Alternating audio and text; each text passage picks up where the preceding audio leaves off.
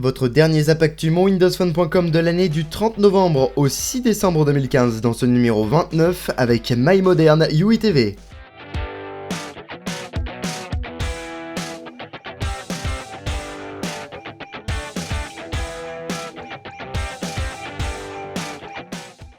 Ce zap devait initialement débuter par un coup de gueule contre les bugs de Windows 10 Mobile, notamment sur les Lumia 550 et 950, mais finalement ce sera un demi-coup de gueule puisque Gabriel Hall et ses équipes ont publié le correctif 29 de la build 10586.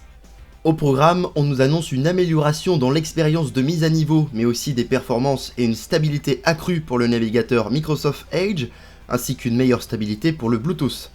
Ce correctif apporte ainsi quelques corrections au niveau des appareils double SIM, ainsi qu'une des corrections sur les profils de données qui pouvaient empêcher certains d'envoyer ou de recevoir des MMS. Enfin, la meilleure correction de cette build est sans aucun doute l'amélioration du support des applications Silverlight, une amélioration bienvenue notamment sur le temps d'ouverture de ces applications. Bref, ce correctif 29 de la build 10586 est désormais disponible pour les insiders, et cerise sur le gâteau, il sera accessible en début de semaine pour les Lumia 950, le Lumia 555, mais aussi pour le LG Lancet. Un correctif qui sera sans aucun doute apprécié par de nombreux utilisateurs de Lumia 950 qui rencontrent actuellement de sérieux problèmes logiciels sur leur nouveau bébé. Bien que ce ne soit pas le cas de Teddy dans l'équipe, ces problèmes existent chez certains, pas chez tout le monde, heureusement, mais sur un téléphone à 600€ minimum, ce n'est pas normal. Espérons donc que ce correctif corrige la majorité des problèmes rencontrés par les utilisateurs sur ces nouveaux terminaux. Et en parlant logiciel, nous avons enfin la date de la fin du support de Windows 10 Mobile dans sa première version, qui est prévue pour janvier 2019. Évidemment, cette date ne signifie pas l'arrêt complet du support de Windows 10 Mobile en général, mais l'arrêt du support de cette première version. Il suffit donc d'une mise à jour système conséquente pour repartir sur encore 3 ans de support supplémentaire. Bref, nous sommes ici dans un cycle tout à fait basique, surtout pour un système évolutif comme Windows 10. Grosse partie de ce zap, l'annonce de plein de smartphones tournant sous Windows 10 Mobile. Pour rappel, nous avons en plus des Lumia un haut de gamme sous Windows 10 Mobile chez Acer, mais aussi un entrée de gamme chez le constructeur japonais Katana. Et on continue donc cette liste avec un autre constructeur japonais, Yamada Denki, qui a annoncé l'Everyphone, un smartphone tournant sous Windows 10 Mobile. Excusez-moi pour l'accent, L'Everyphone est un terminal clairement moyen de gamme par ses spécifications techniques, puisqu'il propose un écran de 5,5 pouces en 720p, un processeur Snapdragon 410, 2 Go de RAM, 32 Go d'espace disque, il est 4G, il dispose d'une batterie de 2600 mAh, et enfin d'un capteur photo arrière de 13 mégapixels et de 5 mégapixels à l'avant, donc c'est pas trop mal pour ça, pour la photographie c'est pas mal, mais moyen de gamme ne veut pas dire aucun effort sur le design, puisque l'appareil fait seulement 6,9 mm d'épaisseur, ce qui est plutôt fin. Pas de date de sortie pour le moment, mais un prix, et ce sera donc environ 300€. Et on continue donc avec un troisième smartphone japonais, le Nuance Neo, tournant évidemment sous Windows 10 Mobile. Le constructeur vend son téléphone comme un smartphone semi-personnalisable. En effet, il est équipé de 2 semi-coques que l'on peut changer à volonté via des combinaisons en bois, en cuir ou en métal. Il y aurait donc des dizaines et des dizaines de combinaisons possibles pour le design de ce téléphone. Concernant la technique, il est équipé d'un processeur Snapdragon 617, d'un écran de 5 pouces en 720p, d'un appareil photo arrière de 13 mégapixels et avant de 5 mégapixels, de 2 Go de RAM, de 16 Go d'espace disque, d'une batterie de 3350 mAh et également d'un port USB de type C. Il serait disponible dès janvier 2016 pour un tarif d'environ, attention, 380$.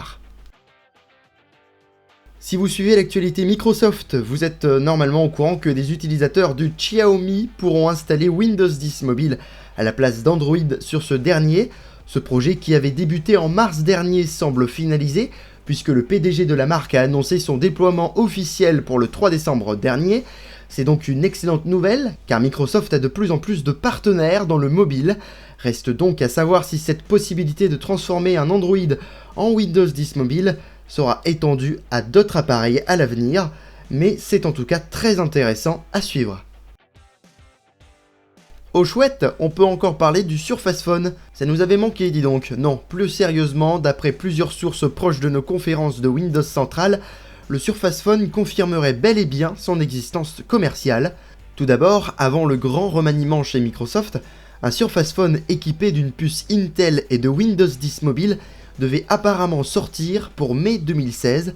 Cependant, le projet a été annulé suite au rachat de la division mobile de Nokia, mais aussi par le fait que la gamme Surface n'était pas très populaire à l'époque, ce qui n'est évidemment plus le cas aujourd'hui. Maintenant, depuis environ 6 mois, Panos Panay, qui est à l'origine de la Surface, a pris le contrôle de la division hardware de chez Microsoft et contrôle donc la Surface, mais aussi les Lumia. Bien que pour le moment nous n'avons pas sa patte dans le mobile, le Surface Phone referait surface avec toujours une puce Intel.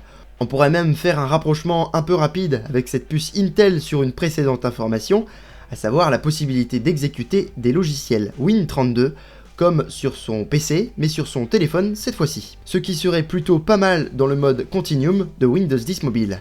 Évidemment, beaucoup attendent le Surface Phone pour son design premium en métal, voire en magnésium, comme sur les surfaces actuelles, mais il ne faudra pas s'attendre à de grands bouleversements autres que le design.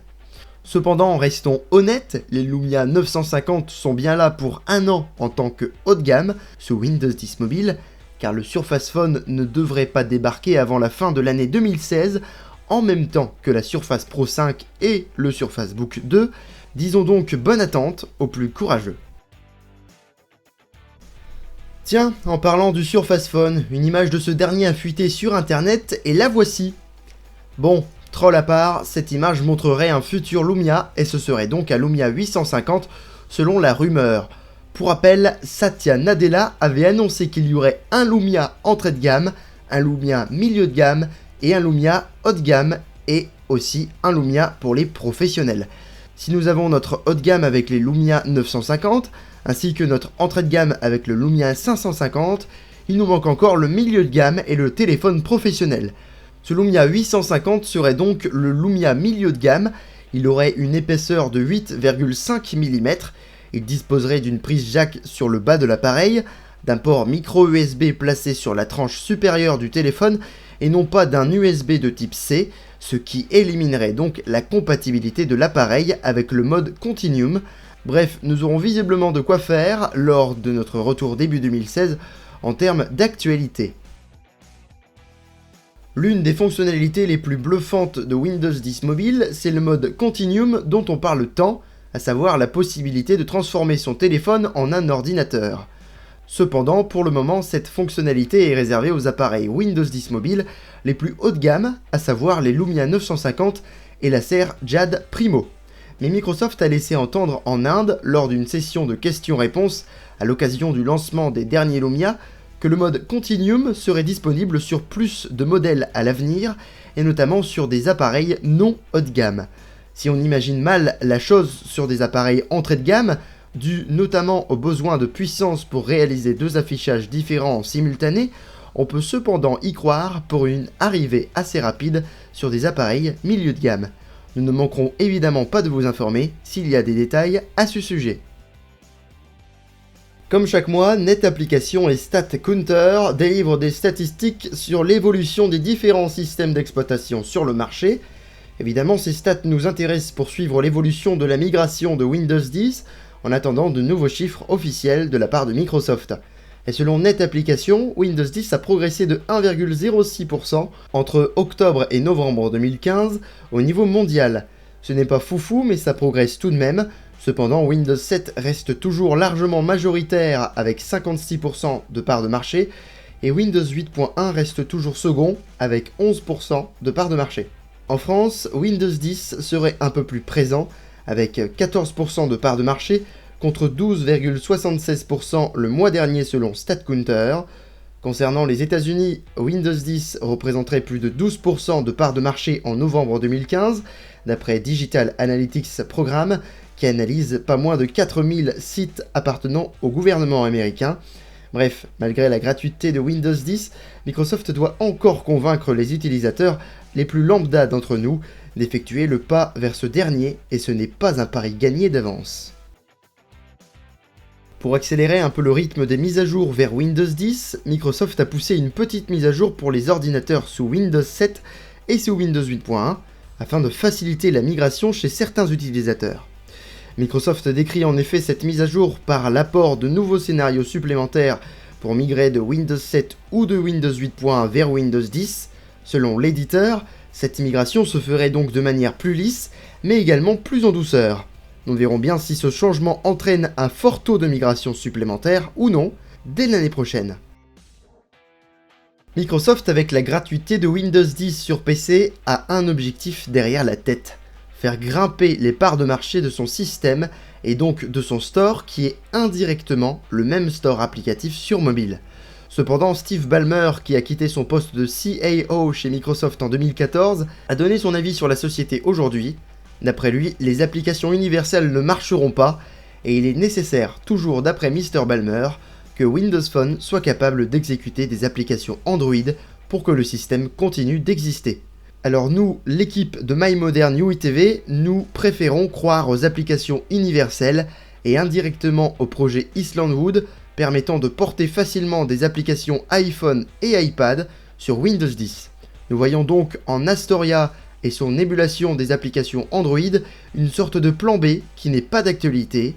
Pour conclure, il a également déclaré que Microsoft ne communique pas suffisamment sur ses résultats concernant ses activités relatives au matériel et au cloud, car oui, notre ami Steve voudrait en effet plus de détails sur ces chiffres pour qu'ils soient plus compréhensibles. On vous laissera juger si oui ou non c'est une bonne chose, mais c'est en tout cas son avis que vous partagez ou non.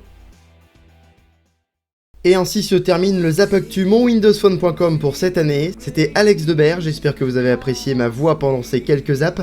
Je tiens à remercier Teddy pour la confiance qu'il m'a accordée. Merci beaucoup de nous avoir suivis pendant autant de numéros, et on se retrouve dès 2016 pour toujours plus d'actualités. Mais rassurez-vous, si le zap s'arrête pour cette année, l'actualité monwindowsphone.com continue bel et bien pour votre plus grand plaisir. Vous y retrouverez par exemple un sujet sur l'évolution du projet Islandwood, qui progresse plutôt bien visiblement. Rappelons également que l'émission possède son application à télécharger sur l'ensemble de vos appareils Windows. L'équipe de MyModern UITV vous souhaite donc une excellente journée, une bonne fin de week-end, mais surtout de bonnes fêtes de fin d'année, et à l'année prochaine.